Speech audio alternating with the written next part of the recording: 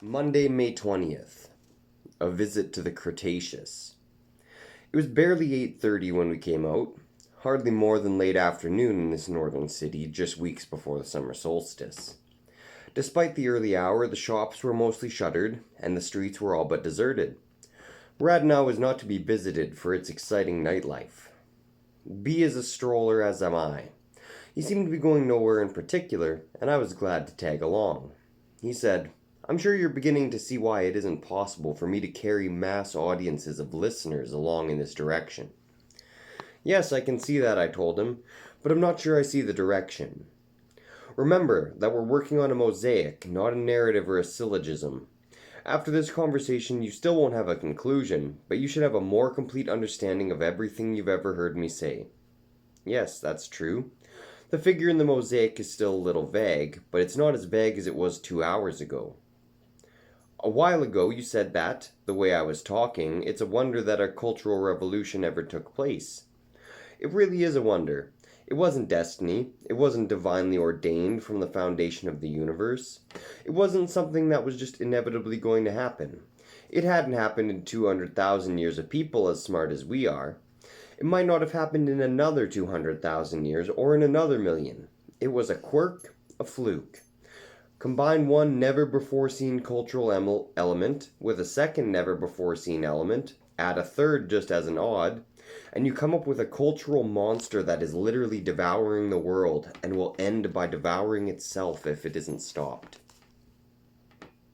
We sloped along for a while, then I asked B if the figure in the mosaic was going to turn out to be our culture. "I suppose you might say so, though I've never thought of it that way myself," he said. "I think of it as a mural composed of many interrelated scenes, like the ceiling of the Sistine Chapel.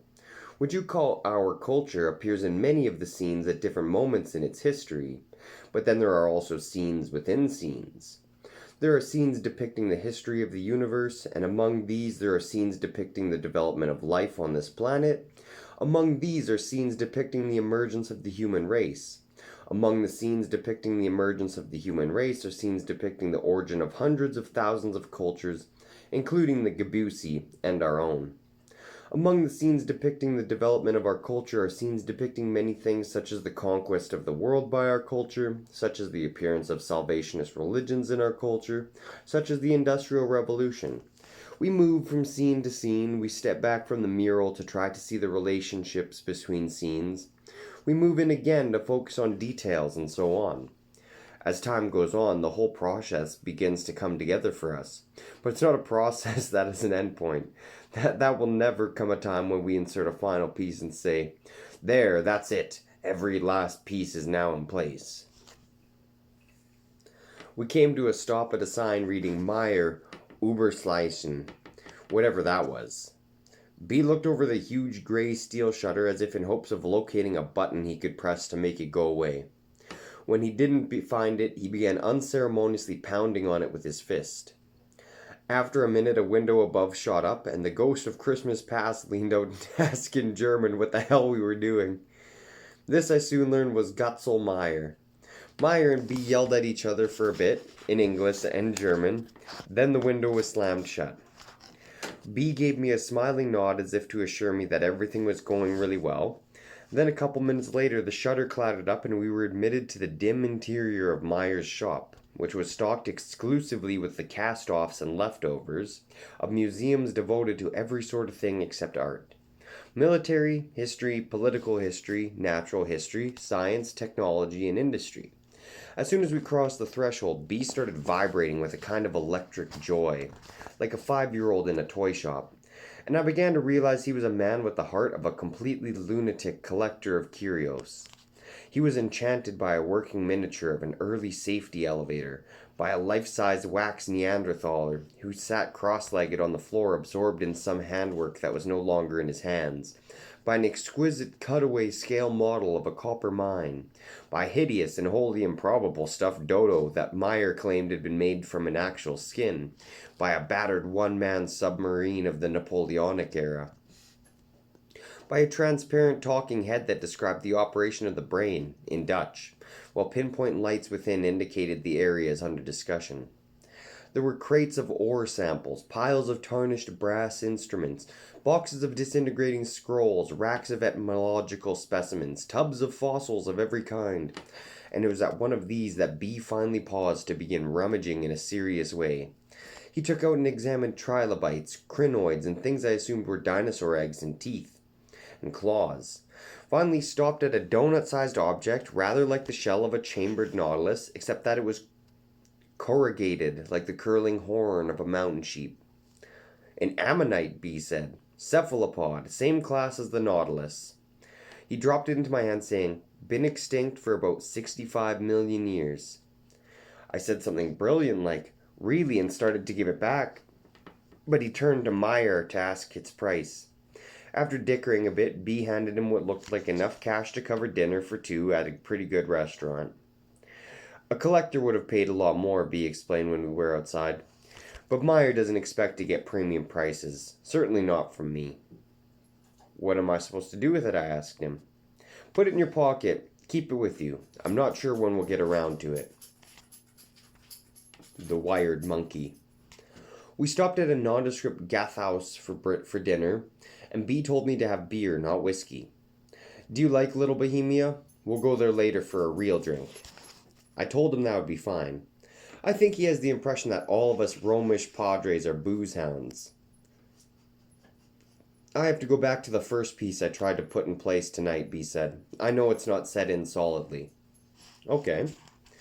Last night in the theater I talked about changing minds. I said that if the world is saved, it will be saved by people with changed minds. Not by programs, but by people with changed minds. I remember. It's difficult for people to credit this notion because they don't see what we have here. Every bit of it, all the triumph and glory and catastrophe of it, is the work of people with changed minds. I don't see it myself, I told him. I know, B said. That's why we're coming back to it. Let's make sure we're agreed on basic facts. The mind change I'm looking at occurred about 10,000 years ago in what has been called the Fertile Crescent, an area between the Tigris and the Euphrates River now encompassed by Iraq.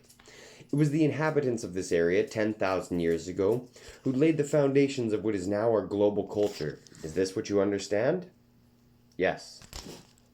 Good.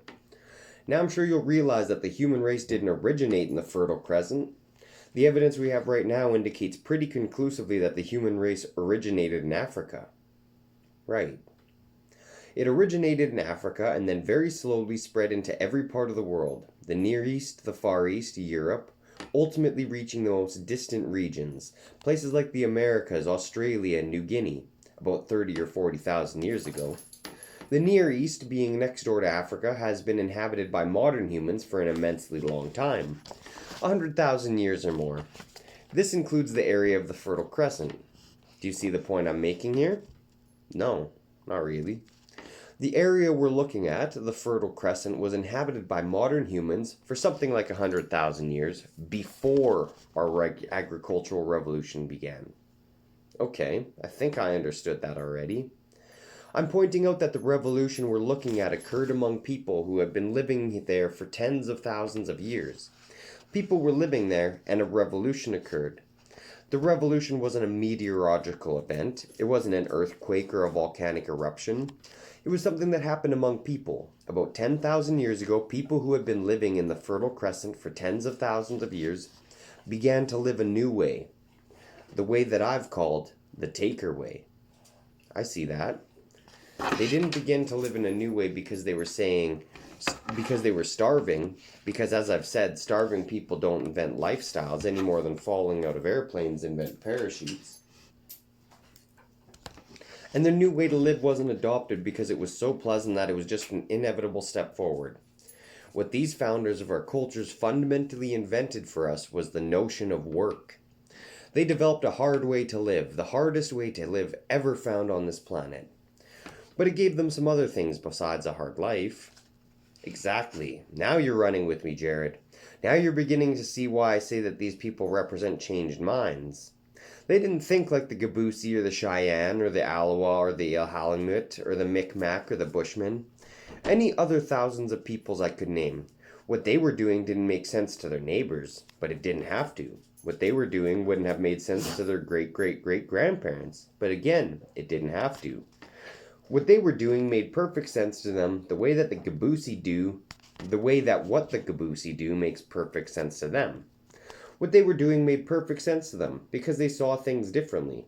Differently from the way their ancestors saw them, and differently from the way their neighbors saw them. Do you see now why I say that these people represent changed minds?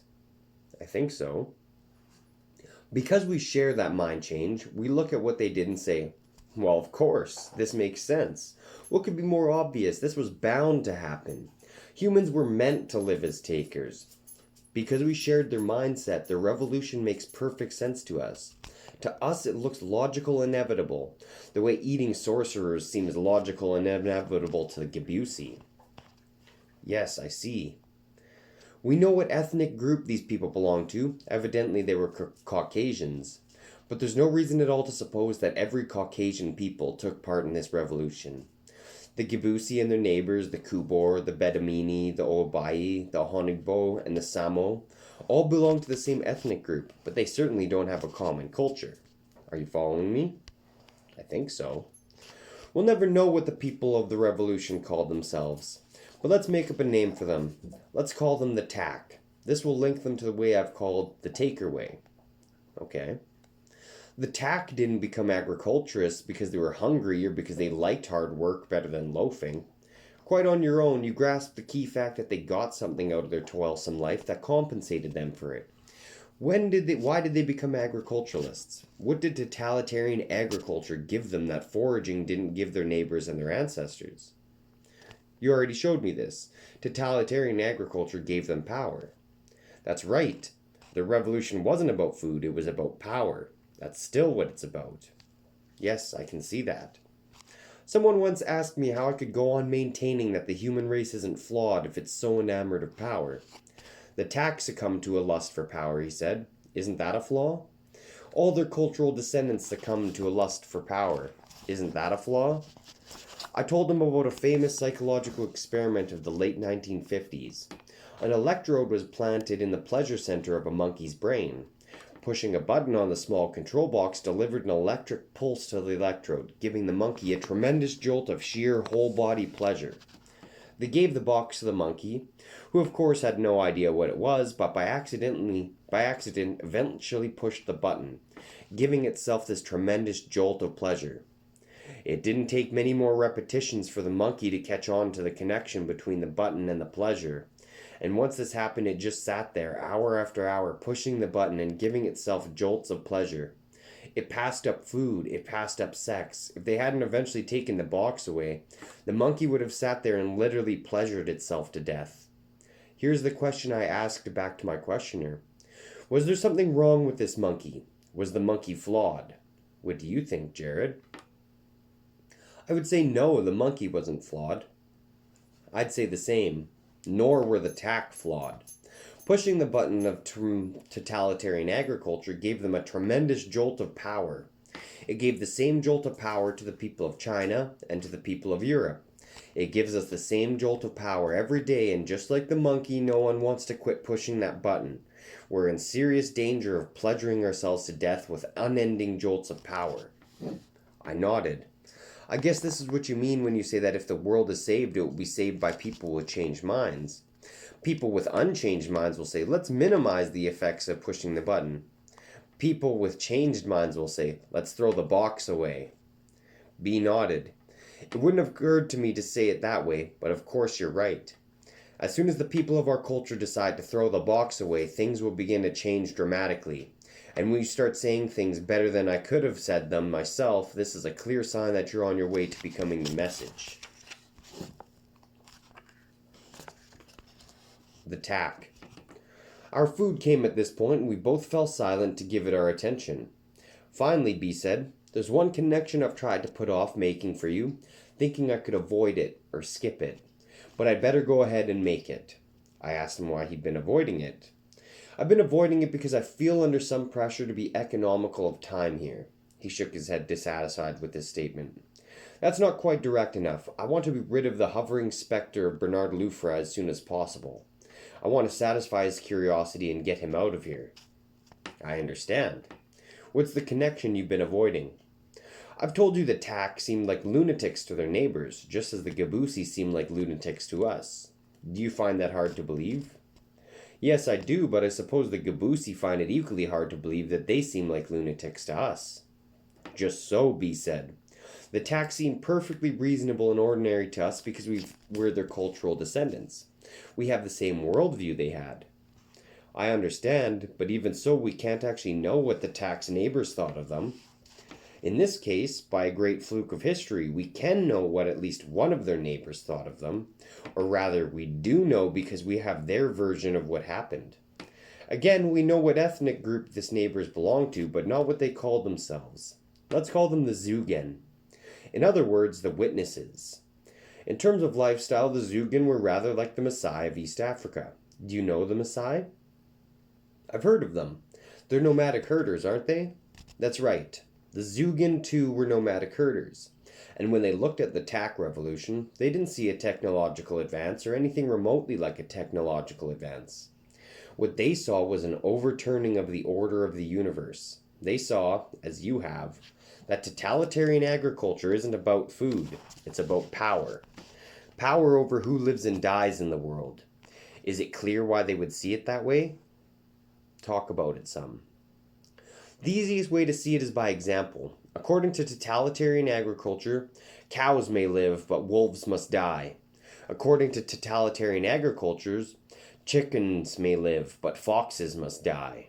According to totalitarian agriculture, wheat may live, but cinch bugs must die. Anything we eat may live, but anything that eats our food must die, and not merely on an ad hoc basis. Our posture is not, if a coyote attacks my herd, I'll kill it. Our posture is, let's wipe coyotes off the face of the earth. When it came to wolves and cows, we said, let the wolves be destroyed, and the wolves were destroyed. And we said, let there be cows by the billions, and there were cows by the billions. Okay, I get it. Who ordinarily wields this power? What do you mean? Look at it from the point of view of some nomadic herders of 10,000 years ago. Who decides who lives and dies on this planet? The gods? Of course. Now, the way the Zugen imagined it, the gods have a special knowledge that enables them to rule the world. This knowledge includes the knowledge of who should live and who should die. But it embraces much more than that. This is the general knowledge the gods employ in every choice they make. What the Zugen perceived is this, that every choice the gods make is good for one creature, but evil for another. If you think about it, it really can't be otherwise. If the quail goes out to hunt and the gods sent it a grasshopper, then this is good for the quail, but evil for the grasshopper. And if the fox goes out to hunt and the gods send it a quail, then this is good for the fox, but evil for the quail, and vice versa. Of course, if the fox goes out to hunt and the gods withhold the quail, then this is good for the quail, but evil for the fox. Do you see what I mean? Of course. When the Zugen saw what the Tak were up to, they said to themselves, these people have eaten at the God's own tree of wisdom, the tree of the knowledge of good and evil. I said, yipes. I'm not sure I ever uttered that syllable before in my life, but I did then. Where did you get this? This is one of Ishmael's contributions. Have you ever tried it on a big biblical scholar? B nodded.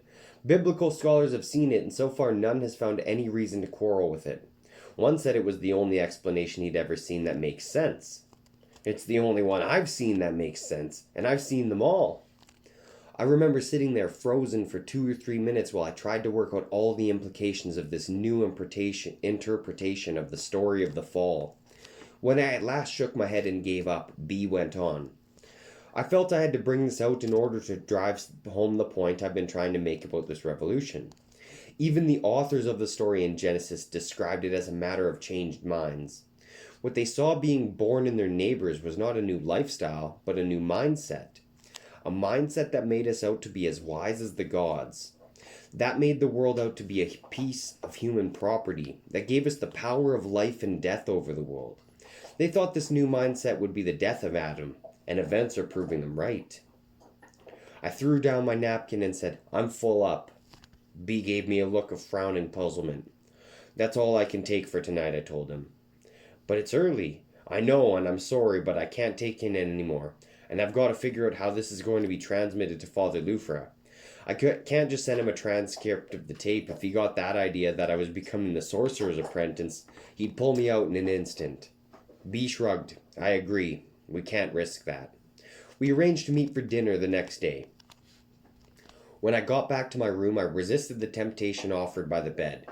I wanted to get a fax off to Father Lufer by 3 or 4 in the morning, so as to maintain the pattern I'd established in previous days.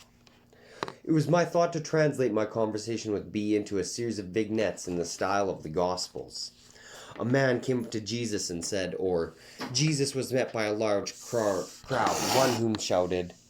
I'm not sure I produced anything very convincing. On the other hand, why would Father Lufer suspect me of fabrication? Answer, because his thought processes are nothing remotely like mine. It's 5 a.m. and I feel wired as tight as a harpsichord. I hope a slug of whiskey will help me sleep.